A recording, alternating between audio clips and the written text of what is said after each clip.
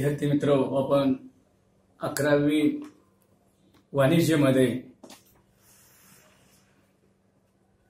वाणिज्य संघटना आणि व्यवस्थापनामध्ये चा अभ्यास करत आहोत। व्यवसाय म्हणजे काय, तर आर्थिक कृतींना व्यवसाय म्हटलं जातं किंवा आपल्या विषयाचं आपण नावाची सविस्तर चर्चा केली आहे। वाणिज्य म्हणजे एक वितरण साखळी, पुरवठा साखळी, मालाचं वाटप साखळी यांना वाणिज्य म्हटलं जातं। आणि वाणिज्य म्हणजे व्यापार अधिक व्यापार सहाय्यक सेवांचा समावेश वाणिज्यामध्ये होतो। त्याचा आपण सविस्तर चर्चा केली। त्यानंतर व्यवसाय हा वाणिज्याचा एक भाग आहे। वाणिज्य हा व्यवसायाचा एक भाग आहे। व्यवसायाची व्याप्ती मोठी आहे। व्यवसायामध्ये उत्पादनापासून ते उपभोगापर्यंत, उत्पादनापासून ते वस्तूचं उपभोग घेईपर्यंत सर्व कराव्या लागणाऱ्या क्रियांना व्यवसाय म्हटलं जातं। म्हणजे व्यवसाय म्हणायचा असेल तर सर्व आर्थिक क्रियांना व्यवसाय म्हटलं जातं। तर या अशा प्रकारे आणि अनार्थिक क्रियांना किंवा आर्थिकेतर क्रियांना व्यवसाय म्हटलं जात नाही। व्यवसाय जगतामध्ये त्या ठिकाणी एकमेकांना मोबदला देऊन किंवा त्याचं मूल्य चुकवूनच आपल्याला काहीतरी घ्यावं लागतं। आणि व्यवसायामध्ये किंवा जीवनामध्ये आपल्याला कुणालाच काही फ्रीमध्ये फुकट मिळू शकत नाही, तर त्यासाठी काम करावं लागतं, योगदान द्यावं लागतं। आणि अशा प्रकारे आपण काम करूनच आपण सर्व काही मिळवत असतो। तर सर्व आर्थिक क्रियांना व्यवसाय असं म्हटलेलं आहे। अनार्थिक किंवा आर्थिकेतर क्रियांना व्यवसाय म्हटलं जाऊ शकत नाही। त्याचा अभ्यास आपण केला। आणि अशा प्रकारे मग आपण वाणिज्य हा व्यवसायाचा एक भाग आहे आणि व्यवसायामध्ये सर्वच आर्थिक गोष्टींचा समावेश होतो असं आपण पाहत आहोत। समाजातील जे सर्व लोक आपण काम करत असल्याचं दिसून येतं, ते आपापल्या व्यवसायामध्ये सर्वजण गुंतलेले असतात आणि त्यासाठी त्यांना काम करावं लागतं, अहोरात्र कष्ट घ्यावे लागते आणि त्यातून ते आपला वेतन, मजुरी किंवा शुल्क आकारून मोबदला मिळवतात किंवा काहीतरी स्वतंत्र व्यवसाय उत्पादन किंवा सेवांचं उत्पादन करून ते विक्रीसाठी ठेवतात, त्याला व्यवसाय म्हटलं जातं। तर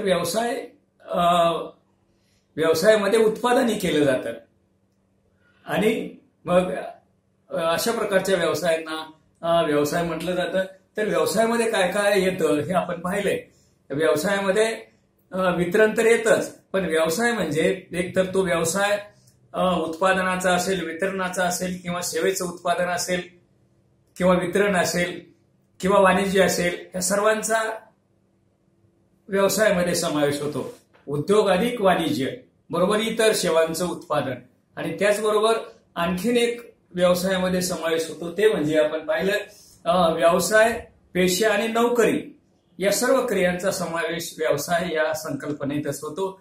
व्यवसाय केल्यानंतर त्यामध्ये भांडवल टाकावं लागतं, काम करावं लागतं, इतर खर्च करावे लागतात आणि नफा मात्र अनिश्चित असतो, तो बदलता असतो। नफ्याचा दर हा अनिश्चित असतो।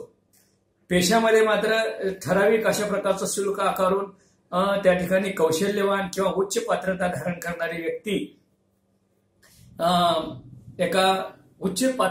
करणारी व्यक्ती आपल्या व्यवसायातील पेशातील ज्ञान वापरून समोरच्या पक्षकाराकडून शुल्क आकारून त्या ठिकाणी आपलं उत्पन्न मिळवत असते।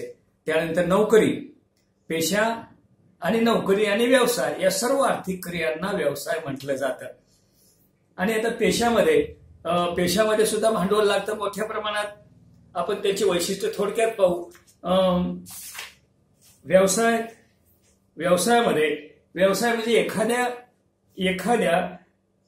एखाद्या व्यक्तीचा किंवा व्यक्ती समूहाचा सुसंघटित प्रयत्न दर्शवतो। व्यवसाय म्हणजे काय, मग तो एकल व्यापारी असेल किंवा एका व्यक्तीचा असेल किंवा तो अनेक व्यक्तींचा कंपनी असेल, भागीदारी संस्था असेल, तर त्या कंपनीत किंवा व्यवसायात अनेक जण काम करत असतात। त्या एका किंवा अनेक व्यक्तींचा सुसंघटित प्रयत्न, पद्धतशीर प्रयत्न म्हणजे व्यवसाय असं आपल्याला म्हणता येईल। वस्तू व सेवांचे उत्पादन करून व्यवसायामध्ये काय केलं जातं, वस्तू व सेवांचे उत्पादन करून त्याची बाजारपेठेमध्ये विक्री केली जाते आणि नफ्याच्या स्वरूपात मोबदला मिळवला जातो. आपण पाहतो अनेक प्रकारचे उत्पादन, शेती उत्पादन, शेतकरी शेतामध्ये उत्पादन करतो, एखाद्या औद्योगिक क्षेत्रामध्ये उत्पादन, कापड, अनेक प्रकारच्या वस्तू, सेवा, अनेक प्रकारच्या आपण दररोज आपल्या व्यवसायामध्ये कितीतरी वस्तू वापरतो. मोबाईल, पुस्तके, फर्निचर, यंत्र तंत्र, टेप रेकॉर्ड, वेगवेगळ्या प्रकारच्या वस्तू, वेगवेगळ्या प्रकारचं फर्निचर किंवा इतर वस्तू, घर बांधणीसाठीचा व्यवसाय, अशा व्यवसायामध्ये विविध प्रकारच्या व्यवसाय करून त्या ठिकाणी नफा मिळवला जातो. त्यानंतर त्याची बाजारपेठेमध्ये विक्री करून, आज पहा घर बांधणीचा व्यवसाय, अनेक डेव्हलपर किंवा कॉन्ट्रॅक्टर घरं तयार करतात, विकतात. अशा प्रकारे कुठलाही एखादा व्यवसाय उत्पादन करून ते विक्री करून नफा मिळवण्याचा प्रयत्न व्यवसायात केला जातो. मग ते उत्पादनाचा असेल, व्यापाराचा असेल, सेवा प्रदान करून नफा मिळवण्याचा व्यवसाय असेल, वेगवेगळ्या प्रकारच्या बँका, विमा कंपन्या, त्यानंतर विमा कंपन्या, वाहतूक, संदेशवहन, गोदामे, जाहिरात, संदेशवहन, हे अशा वेगवेगळ्या प्रकारच्या सेवा ह्या व्यापाराला मदत करतात आणि या सुद्धा आपला मोबदला, नफा मिळवत असतात. अशा सर्व गोष्टींना व्यवसाय म्हटलं जातं. आणि त्यानंतर अशा प्रकारे या ठिकाणी समाजातील सर्व स्तरातून वस्तू व सेवा यांचं उत्पादन आणि त्याचा उपभोग याच्याशी संबंधित असलेल्या सर्व आर्थिक क्रियांना व्यवसाय असं म्हटलं जातं. आणि व्यवसाय म्हटलं जातं आणि आर्थिक क्रियांना व्यवसाय म्हणतात. व्यवसाय एखाद्या व्यक्तीचा किंवा व्यक्ती समूहाचा सुसंघटित प्रयत्न असतो, हे तर आपण म्हणलेलंच आहे. कपूर यांनी व्यवसायाची अनेक वेगवेगळ्या तज्ञांनी व्याख्या सांगितलेली आहे. प्राध्यापक हॅने काय म्हणतात?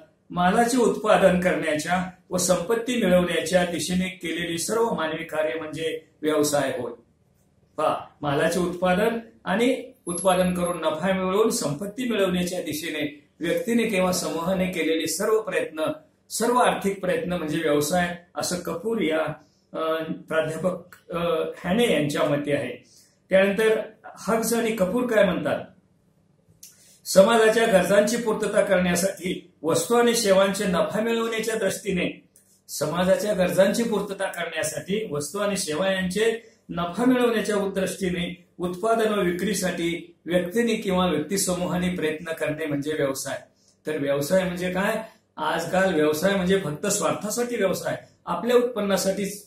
तर उद्देश तर उत्पन्न मिळवणं आहे, परंतु ते उत्पन्न आपण समाजाच्या गरजा भागवून आपल्याला ते उत्पन्न मिळालं पाहिजे. समाजाच्या गरजा भागवून जर उत्पन्न तुम्ही मिळवलं नसेल तर ते बेकायदेशीर ठरतं. म्हणून समाजाच्या गरजांची पूर्तता करण्यासाठी वस्तू व सेवांचे उत्पादन करून नफा मिळवण्याच्या दृष्टीने केलेले प्रयत्न, उत्पादन किंवा विक्रीचे प्रयत्न यांना किंवा अशा प्रकारचे सामूहिक प्रयत्न म्हणजे व्यवसाय. तर अशा प्रकारे आपल्याला व्यवसायाची व्याख्या पाहिली. व्यवसाय हा मग तो कशाचाही असेल, वस्तू व सेवांचे उत्पादन करून नफा मिळवण्यासाठी लोकांच्या गरजा भागवून नफा मिळवण्याच्या केलेल्या सर्व आर्थिक प्रयत्नांना व्यवसाय म्हणलं जातं. तर व्यवसाय ही एक आर्थिक कृती आहे, ती अर्थप्राप्तीसाठी किंवा आपल्या उपजीविकेसाठी ती अर्थप्राप्ती केली जाते. त्यानंतर व्यवसायात दोन पक्ष असतात. व्यवसायाच्या घडामोडीमध्ये देवाणघेवाण करण्यासाठी दोन पक्षांची गरज असते किंवा ग्राहक आणि विक्रेता असावा लागतो. म्हणजे व्यवसाय जर व्यापाराचा असेल, ग्राहक आणि विक्रेता असावा लागतो. उत्पादनाचा असेल तर मालक, सर्व उत्पादनाचे घटक, भूमी, श्रम, भांडवल, संयोजक अशा घटक त्या ठिकाणी असावे लागतात. व्यवसायातील व्यवहार पूर्ण होणे म्हणजे खरेदीदार आणि विक्रेता यांच्या तोंडी लेखी करार होय. म्हणजे दोन पक्ष असतात आणि व्यवसायाचा उद्देश आपण वैशिष्ट्य पाहत आहोत. ही एक आर्थिक कृती आहे. दोन पक्ष आवश्यक असतात. नफा मिळवणं किंवा मोबदला मिळवणं हा हेतू असतो. व्यवसायामध्ये वस्तू व सेवांचं उत्पादन केलं जातं, वस्तू व सेवांची देवाणघेवाण केली जाते आणि वस्तू व सेवांचा विनिमय केला जातो. प्रत्येक व्यवसाय प्रकारातील व्यवहार हे वस्तू व सेवा यांच्याशी संबंधित असतात आणि वस्तू किंवा सेवांच्या शिवाय व्यवसाय होऊ शकत नाही. म्हणजे ज्या वस्तू आणि सेवा समाजाच्या गरजा भागवून नफा मिळवू शकत नाही अशा प्रकारचा जर तो व्यवसाय नसेल तर त्याला व्यवसाय म्हणता येणार नाही. मग त्या एकतर त्या उपभोग्य वस्तू असतील किंवा भांडवली वस्तू असतील. वस्तू व सेवांचा त्या ठिकाणी विनिमय केला जातो. त्याचबरोबर म्हणजे व्यवसायात काय, वस्तू व सेवांचा विनिमय केला जातो. त्यानंतर व्यवसायात सातत्य असलं पाहिजे. व्यवसाय म्हणायचा असेल तर ते सातत्यपणे अव्याहतपणे तो व्यवसाय केला पाहिजे. आपल्या व्यवसायात जर सातत्य नसेल तर त्या ठिकाणी आपल्याकडे कोणी ग्राहक येणार नाही किंवा ग्राहकांना आपल्याबद्दल खात्री वाटणार नाही. त्यामुळे आपला व्यवसाय सातत्यानं दररोज टायमिंगच्या वेळेमध्ये आपण तो व्यवसाय सुरू केला पाहिजे, चालू केला पाहिजे. व्यवसायामध्ये अनेक खर्च होत असतात. त्यामुळं तो खर्च वसूल करण्यासाठी व्यवसायाला सातत्य असावं लागतं आणि सातत्य नसेल तर त्याला व्यवसाय म्हणता येणार नाही. त्यानंतर अनिश्चित परतावा. व्यवसाय व्यापार किंवा उत्पादन आपण पाहतो, शेती उत्पादन करतो, औद्योगिक उत्पादन करतो किंवा एखाद्या वस्तू व सेवांचं उत्पादन करतो आणि हे सेवांचं उत्पादन करून आपल्याला नफा किंवा परतावा किती मिळेल काय सांगता येत नाही.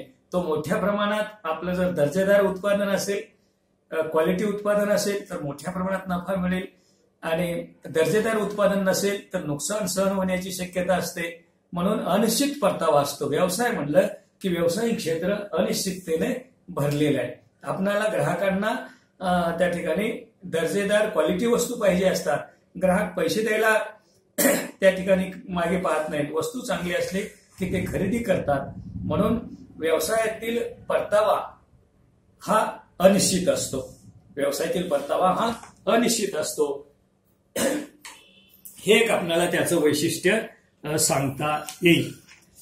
त्यानंतर व्यवसायात जोखीम किंवा धोका असते. आपण व्यवसाय केला, भरती अगोदर सर्वेक्षण केलं, निरीक्षण परीक्षण केलं, व्यवसाय योग्य वाटला, अनेक तज्ञांचं आपण मदत घेतलं आणि पण अचानक आपल्या व्यवसायाकडे किंवा आपल्या पद्धतीकडे ग्राहकांनी पाठ फिरवली, समोरच एखादा चांगला व्यवसाय निघाला तर आपले ग्राहक तिकडे वळण्याची शक्यता असते. जोखीम किंवा धोका हा प्रत्येक व्यवसायातील एक महत्वाचा घटक आहे. जोखीम किंवा धोका हा व्यवसाय क्षेत्रातील एक मोठा धोका आहे. आपण तो धोका यशस्वीपणे आपण हाताळून ग्राहकांची किंवा बाजारपेठेची नस ओळखून जर आपण व्यवसाय केला तर त्या ठिकाणी आपण यशस्वी होऊ शकतो. किंवा अनेक आपण कितीही जरी तज्ञपणे तो व्यवसाय केला, अनेक गोष्टी ओळखल्या,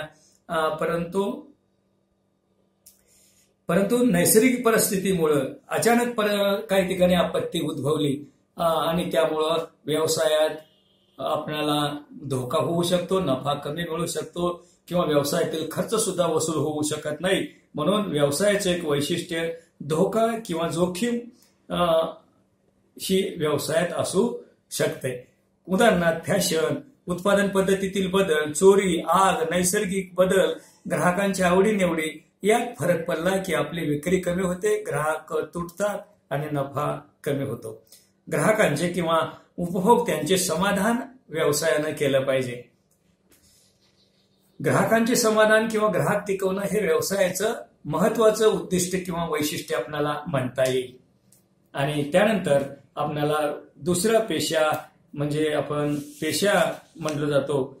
पेशा हा आर्थिक कृतीचा असा भाग आहे की ज्यामध्ये व्यक्ती त्याचे शैक्षणिक ज्ञान, विशेष कौशल्य वापरून उत्पन्न मिळवण्याच्या हेतूने सेवा पुरवत असतो. उदाहरणार्थ डॉक्टर, वकील, इंजिनियर, लेखापाल यांना पेशा असं आपल्याला म्हणता येईल. पेशाचा उद्देश सुद्धा पैसा मिळवण्यासाठी असतो. त्यासाठी पात्रता लागते. मोबदला म्हणून ते शुल्क आकारतात. पेशांसाठी सुद्धा मोठ्या प्रमाणावर भांडवल लागू शकतं आणि याची पेशाची नोंदणी करावी लागते. नोंदणी व सभासदत्व मिळवून आपण तो उच्च प्रकारचा व्यवसाय प्रमाणपत्र मिळवल्यानंतर आपण आपल्या ज्ञानाचा वापर करून लोकांना सेवा देऊन आपल्याला व्यवसाय करता येतं. उदाहरणार्थ डॉक्टर आपण डिग्री घेतल्यानंतर डॉक्टरकीचा व्यवसाय करायचा असेल तर त्या ठिकाणी डॉक्टरांना इंडियन मेडिकल असोसिएशन IMA यांच्याकडून परवानगी घ्यावी लागते. त्यांचं सभासदत्व घ्यावं लागतं. वकिलांना बार काउन्सिल ऑफ इंडियाकडून परवानगी आणि सभासदत्व मिळवावं लागतं. हिशोब तपासनीसांना Indian Institute of Chartered Accountants of India, भारतीय हिशोबनिसाची संस्था नवी दिल्ली या ठिकाणाहून परीक्षा पास व्हावी लागते. त्या ठिकाणी पात्रता मिळवून नोंदणी करून आपणाला लेखापाल म्हणून काम करता येतं. म्हणजे पेशा स्वीकारणाऱ्या व्यक्तीला आपल्या व्यवसायाची नोंदणी आणि सभासदत्व मिळवावं लागतं. पेशा हा अहस्तांतरणीय असतो. म्हणजे पेशामध्ये इतर व्यवसाय वस्तू व सेवांचं उत्पादन करण्याचे व्यवसाय आपल्या मुलाला ट्रान्सफर करता येतील किंवा इतरांकडून काम करून आपल्याला ते व्यवसाय करता येतात. शेतीचा व्यवसाय मजूर लावून आपण इतरांकडून करून घेतो.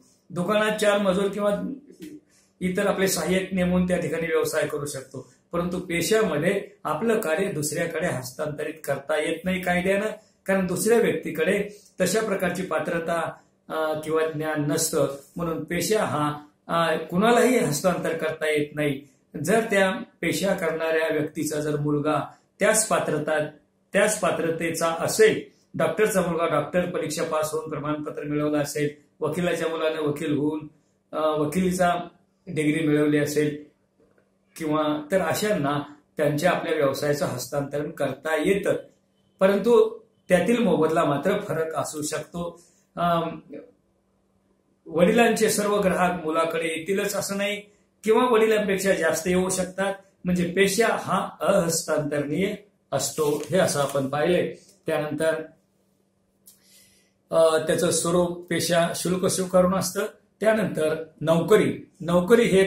नोकरी सुद्धा ही एक आर्थिक क्रिया आहे. आपण आर्थिक क्रियांना व्यवसाय म्हटलंय. त्यामुळे त्या सर्व आर्थिक क्रिया म्हणजे व्यवसाय, पेशा आणि नोकरी ह्या सर्व आर्थिक क्रिया आहेत. यासाठी मोबदला, काम करून कष्ट करून मोबदला मिळवण्याचा प्रयत्न केला जातो. वेतन, नफा किंवा मोबदला मिळवण्याचा प्रयत्न केला जातो. या सर्व आर्थिक क्रियांना व्यवसाय असं म्हटलं जातं. नोकरी ही एक आर्थिक क्रिया आहे. यामध्ये कर्मचारी किंवा मजूर इतरांसाठी काम करतात. मालक व कामगार असे नाते असते. मालक ही अशी व्यक्ती असते की दुसऱ्याला कामाची संधी देते किंवा काम उपलब्ध करून देते, आणि कामाची संधी घेणारी व्यक्ती म्हणजे कर्मचारी किंवा कामगार. ते काम घेतात, कामाचा मोबदला आणि अटी स्वीकारतात आणि सांगितल्याप्रमाणे किंवा अटीप्रमाणे दोघांमध्ये करार होतो नोकरीचा, आणि त्याप्रमाणे मालक नोकरांकडून काम करून घेतो. त्यात विशिष्ट असे नियम करारामध्ये दोघात ठरलेले असतात. अशा प्रकारचं काम करून त्या ठिकाणी नोकरीमध्ये सुद्धा अनेक जण नोकरीचा पेशा स्वीकारून किंवा नोकरीचं काम स्वीकारून व्यक्ती आपला व्यवसाय निवडू शकते. नोकरी ही पैसा मिळवण्यासाठीच केली जाते. नोकरीत पात्रतेची गरज असते. मग ते कौशल्याचं असो अगर बिन कौशल्याचं, प्रत्येक कामासाठी विशिष्ट पात्रतेची गरज असते. तुम्ही पहा, आपण कुठलंही काम आपल्याला स्वीकारायचं असेल तर त्या कामात आपण तरबेज असलो तरच आपल्याला त्या ठिकाणी कामावर ठेवलं जातं, अन्यथा त्या ठिकाणी घेतलं जात नाही. म्हणून पात्रता लागते. आर्थिक मोबदला म्हणून त्याला पगार किंवा मजुरी दिली जाते. नोकरीसाठी भांडवलाची आवश्यकता नाही, पेशांसाठी मात्र भांडवल लागतं, व्यवसायासाठी भांडवल लागतं. त्यानंतर नोकरीसाठी नोंदणीची गरज नसते, परंतु नोकरदाराने नोकरी करताना नोकरीच्या नियमांच्या अटींचं पालन केलं पाहिजे. कोणतीही नोकरी एकाकडून दुसऱ्या व्यक्तीकडे हस्तांतरित करता येत नाही. आपण नोकरी त्या व्यक्तीची पात्रता, क्षमता, कौशल्य बघून त्याला कामावर ठेवलेलं असतं. त्यामुळे तशाच प्रकारची सेवा दुसरा देऊ शकत नाही. म्हणून नोकरी ही हस्तांतरित होऊ शकत नाही, अहस्तांतरणीय आहे. कामाचे स्वरूप कसं असतं तर नेमून दिलेलं काम नोकरी करणाऱ्या व्यक्तीला पूर्ण करावं लागतं. असं आपण व्यवसायाची वैशिष्ट्ये म्हणजेच व्यवसायाची, पेशाची, नोकरीची वैशिष्ट्ये पाहिलं. त्यानंतर व्यवसायाची उद्दिष्टे. सर्व व्यावसायिक कृतींना मार्गदर्शन केले जाते. त्याचे वर्गीकरण आपल्याला पुढील प्रमाणे सांगता येईल. व्यवसायाची उद्दिष्टे काय? आर्थिक उद्दिष्टे, सामाजिक उद्दिष्टे. व्यवसाय याची उद्दिष्टे असतात आणि ती उद्दिष्टे आर्थिक आणि सामाजिक असतात. आर्थिक उद्दिष्टे म्हणजे नफा मिळवण्यासाठी व्यवसाय केला जातो. व्यवसायात नवीन ग्राहक शोधले जातात आणि नवीन उपक्रम व्यवसायामध्ये ग्राहक वळवण्यासाठी ग्राहकांच्या अपेक्षांचा, आवडींचा, निवडींचा वापर करून नवीन उपक्रम राबवून त्या ठिकाणी व्यवसायामध्ये नवीन उपक्रम किंवा या ठिकाणी नवकल्पनांचा वापर करून ग्राहकांच्या गरजांचा, अपेक्षांचा विचार करून त्या ठिकाणी उत्पादनात किंवा सेवेमध्ये सुधारणा घडवून आणली जाते. त्यासाठी संशोधन, विकास, बाजार सर्वेक्षण, नवीन तंत्रज्ञानाचा वापर यासाठी पैसे खर्च व्यवसायात करावे लागतात. हमेशा व्यवसाय असो किंवा कुठलेही काम असो, तुम्ही ज्या ज्या व्यवसायात त्या ठिकाणी असाल त्या ठिकाणी आपलं काम करत असताना नवीन पद्धतीनं, आकर्षक पद्धतीनं करण्यासाठी आपल्याला हमेशा अभ्यास करावा लागतो. वेगवेगळ्या पद्धतीनं आपण जे काय काम आहे तेच काम जुन्या पद्धतीनंच करणं हे ग्राहकांसाठी किंवा समोरच्या ग्राहकासाठी ते कंटाळवाणं ठरतं. म्हणून व्यवसायामध्ये हमेशा सतत संशोधन, हमेशा सतत परिणामकारक आपल्याला सेवा कसे देता येईल याचा शोध घ्यावा लागतो आणि त्याप्रमाणे सेवा जर दिली किंवा आपलं काम केलं, उत्पादन केलं, वस्तूचा सेवेचा दर्जा उंचावला तर आपले ग्राहक वर्ग टिकून राहू शकतात. म्हणून या ठिकाणी व्यवसायाचं उद्दिष्ट म्हणजे नवीन उपक्रम किंवा सर्जनशीलता, नवीन उपक्रम, नाविन्य, बदलत्या फॅशनचा स्वीकार, बदलत्या तंत्रज्ञान किंवा परिणामकारक साधनांचा वापर करून व्यवसाय केला जातो.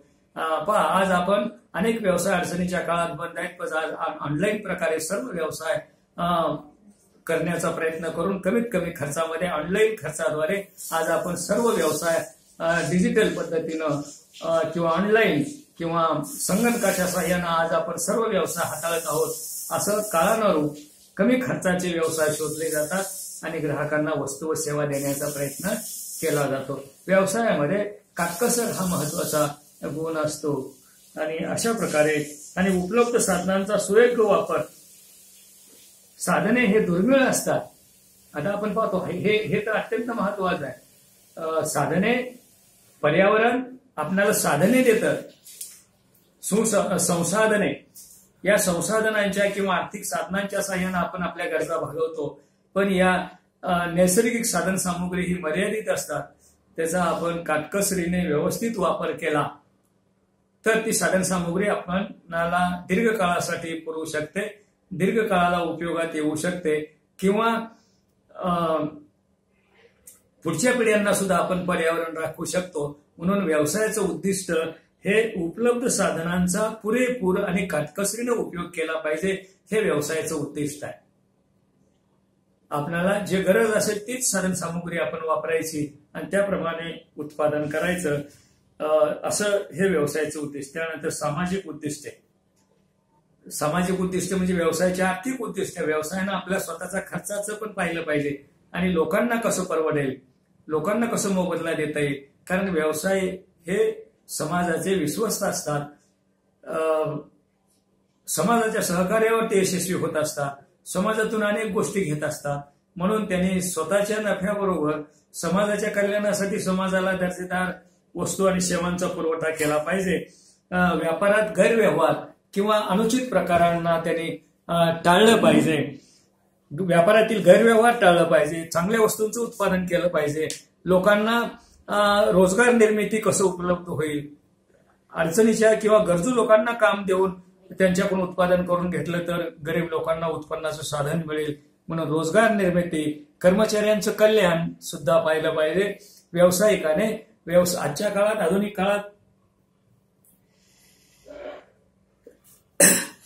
आधुनिक काळात व्यवसायाची खरी संपत्ती ही तिचे कर्मचारी आहेत. व्यवसायाचे खरी कर्मचारी ही तिचे खरी गरज ही तिचे कर्मचारी आहेत. तुम्ही कर्मचाऱ्यांशी प्रेमाने किंवा कर्मचाऱ्यांची सूडवृत्तीने जर आपण वागलं तर ते कर्मचारी आपला व्यवसाय बुडवल्याशिवाय सोडणार नाही. त्यामुळे त्यांना समजून घेऊन त्यांच्या गरजा, त्यांच्या अपेक्षा पूर्ण होतील, त्यांचं कल्याण होईल, त्यांना उत्पन्न मिळेल, यासाठी त्यांना आपण त्यांच्या आरोग्यांची किंवा कर्मचाऱ्यांच्या सर्व गरजांची पूर्तता किंवा त्यांच्याकडे मानव या दृष्टिकोनातून पाहून आपण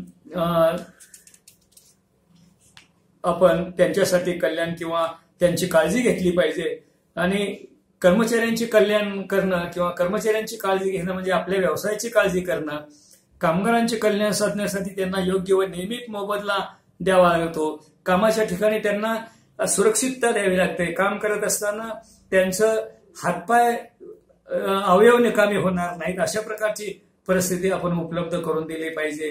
ते आपल्याकडं रात्रंदिवस काम करतात किंवा वेळेत काम करतात, त्यामुळे त्यांना कामाच्या ठिकाणी चांगली परिस्थिती उपलब्ध करून देणं. आपण परिस्थिती उपलब्ध करून देणं म्हणजेच ते आपल्याकडे कार्यक्षमतेने काम करतील. कार्यक्षमतेने काम केल्यामुळे आपला नफा वाढेल. म्हणून आजच्या काळात अनेक कर्मचाऱ्यांचं कल्याण किंवा कर्मचाऱ्यांचं कल्याण आणि त्यांच्या आर्थिक कल्याणात, सामाजिक कल्याणात, सर्व प्रकारच्या कल्याणात वाढ होईल यासाठी त्यांना मोबदला द्यावा लागतो. आणि कामाच्या ठिकाणी निपक्षपाती धोरण राबवावं लागतं व्यावसायिकांनी किंवा संस्थांनी. सर्व कर्मचाऱ्यांना समान वागणूक आणि कामाचं समान वाटप केलं पाहिजे. आणि अशा प्रकारे सर्वांकडे व्यवस्थापनाने सहानुभूती दृष्टीने सर्वांना विश्वासात घेऊन काम केलं पाहिजे, तर व्यवसायाचं उद्दिष्ट साध्य होऊ शकतं. हे सामाजिक उद्दिष्टाच्या ठिकाणी आपल्याला सांगता येईल.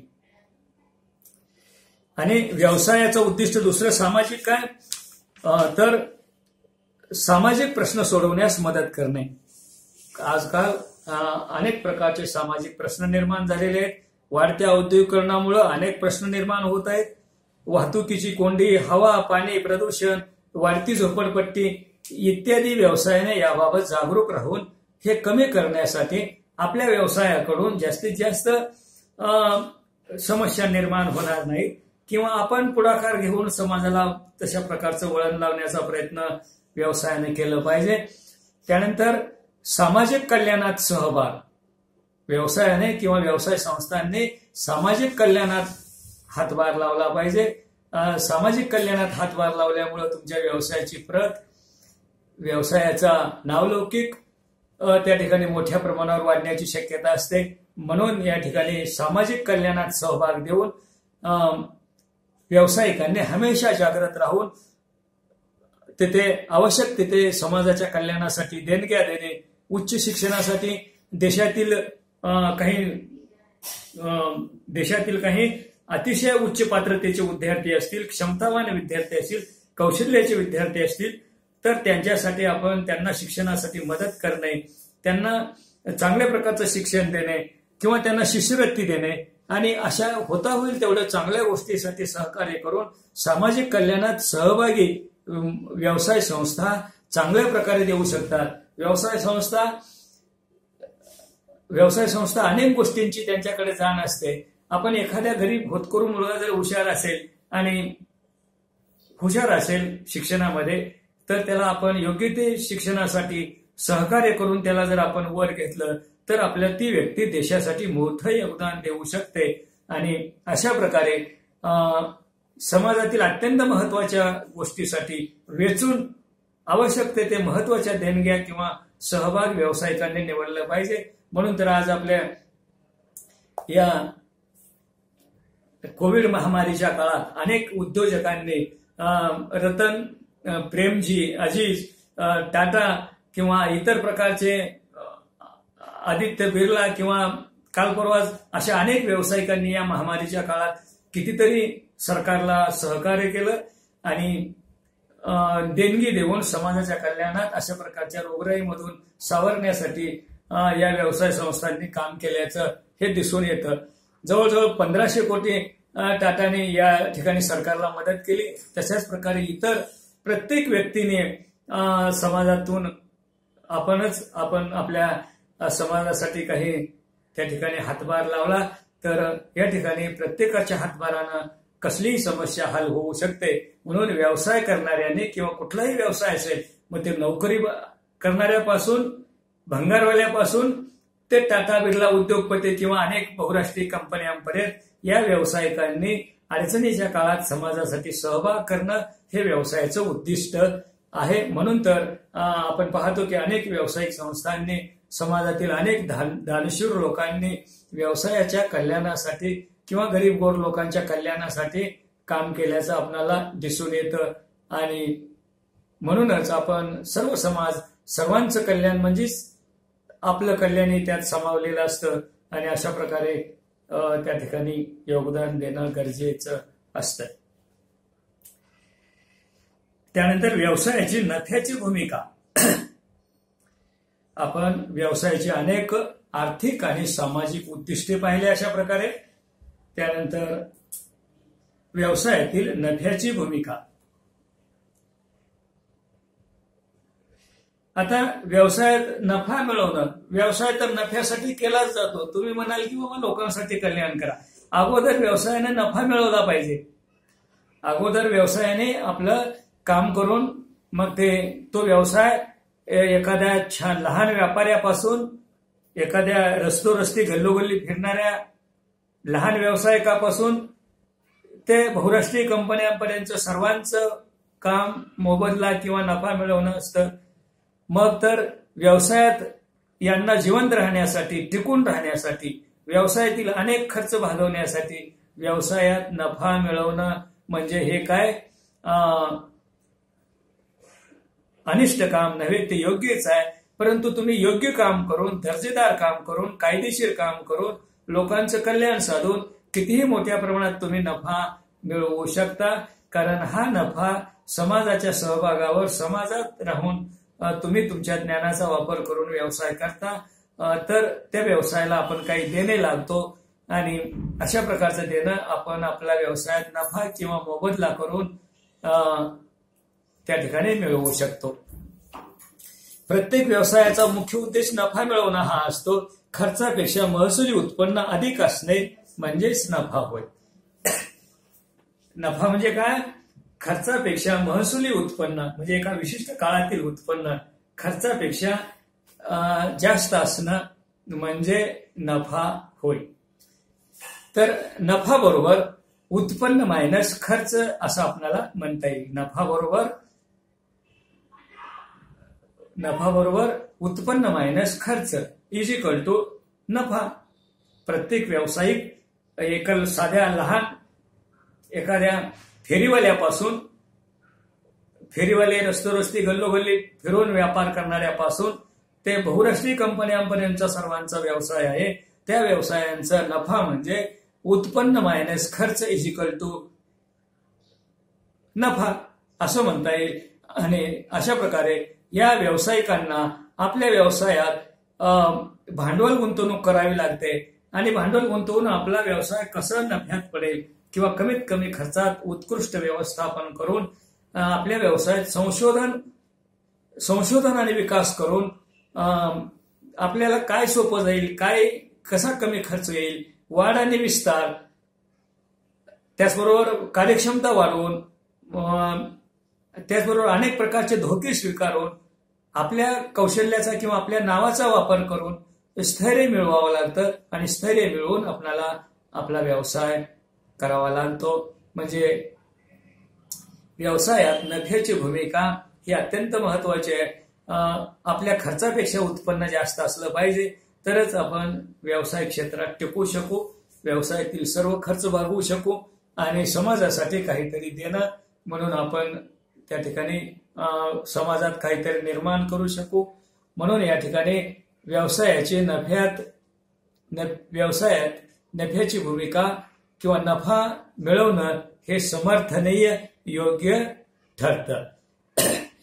नफ्याची भूमिका म्हणजे काय? नफा म्हणजे गुंतवणुकीवरील परतावा आहे. हमेशा व्यवसायाचा विकास व विस्तारासाठी पुरेशा नफ्याची गरज असते. नफा कशासाठी आवश्यक आहे? व्यवसाय हे क्षेत्र अतिशय महत्वाचं असतं. उत्पादन, व्यवसायाचा विकास व विस्तारासाठी पुरेशा नफ्याची गरज असते. अधिक खर्च करून व्यवसाय सक्षम करता येतो. चांगल्या प्रकारे नफा कशासाठी? सुरुवातीला लगेच मला भांडवल नाही, तुम्ही लहान व्यवसाय चालू करा. नफा मिळवत आपण त्या नफ्यातून आपण आपल्या व्यवसायाची नंतर सुधारणा, वाढ आणि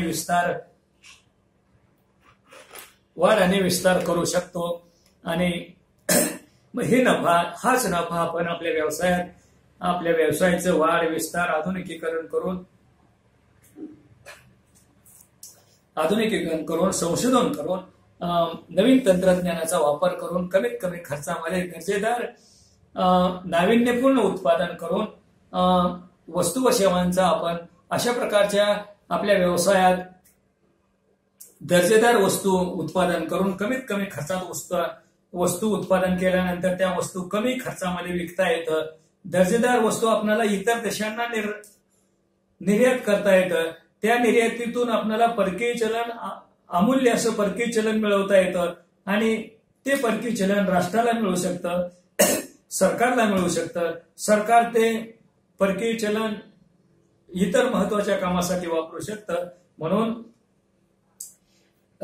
व्यवसायाकडून हमेशा संशोधन आणि विकास करून आपल्या उत्पादनात, आपल्या कामात नवीन संशोधन, इफेक्टिव्ह परिणामकारक वस्तू व सेवांचं उत्पादन करून दर्जेदार वस्तू उत्पादन केल्या की त्याला राष्ट्रातून किंवा आंतरराष्ट्रीय मागणी येऊ शकते आणि मागणी आल्यानंतर बाहेरील देशाकडून परकीय चलन मिळू शकतं आणि त्या ठिकाणी आपण समाजाचा, राष्ट्राचा, आपल्या व्यवसायाचा विकास करू शकतो.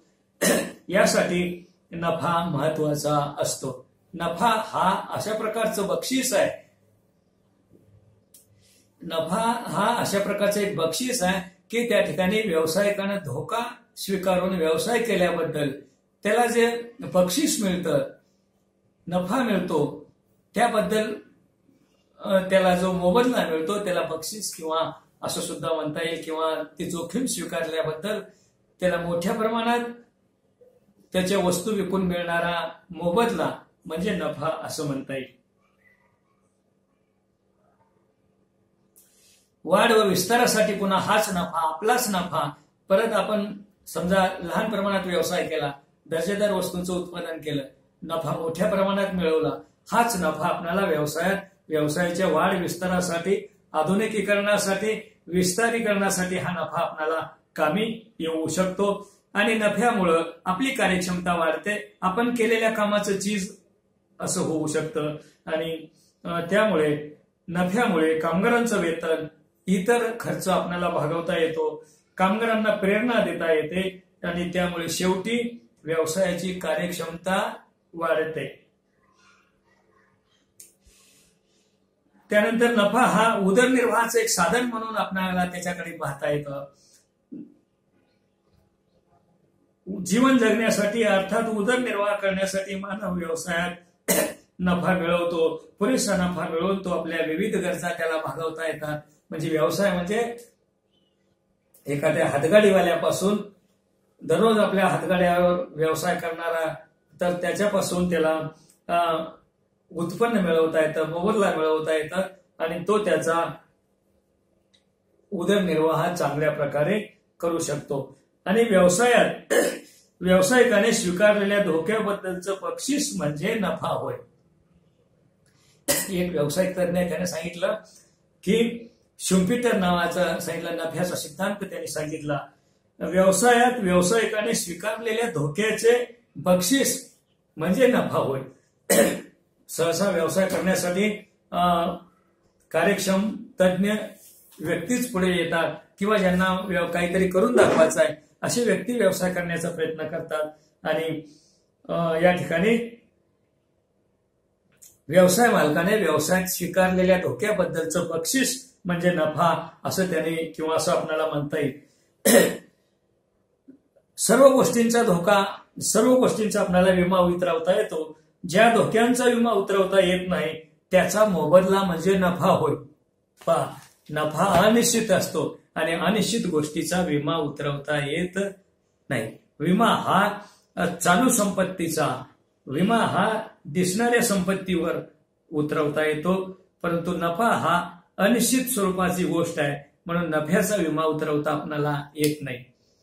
आपण आपला एक व्यावसायिक आहे आणि विमा कंपनीला म्हणलं की माझा यावर्षी 10,000 नफा होणार आहे आणि 10,000 कोटीचा किंवा 10 लाखाचा विमा नफा होणार आहे आणि माझा या 10 लाखाचा विमा द्या मला आणि या 10 लाखाचे मी 10,000 रुपये भरायला तयार आहे. तर विमा कंपनी आपल्याला नफ्याची जोखीम स्वीकारून आपला विमा उतरवून घेणार नाही. म्हणजे नफ्याचा धोका हा कुणीही मालक स्वीकारू जाणे, मालकच, आणि तो अनिश्चित असतो. त्याने काम केलं तर नफा मिळेल. म्हणजे नफा हा धोका स्वीकारल्याबद्दलचं बक्षीस आहे. सर्व गोष्टींचा विमा उतरवता येतो, परंतु नफ्याचा विमा उतरवता येत नाही.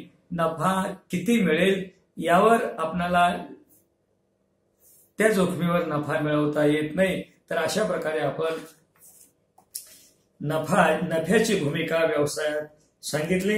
आता व्यवसायाच्या कृतींचे वर्गीकरण हे आपण नेक्स्ट पिरियडला पाहू. तर आज आपण व्यवसायाचे अनेक भाग आणि व्यवसायाची उद्दिष्टे, आर्थिक, सामाजिक आणि व्यवसायातील नफ्याचे स्थान किंवा भूमिका किंवा त्याचं महत्व या गोष्टींचा अभ्यास केला. राहिलेला भाग नेक्स्ट पिरियडला.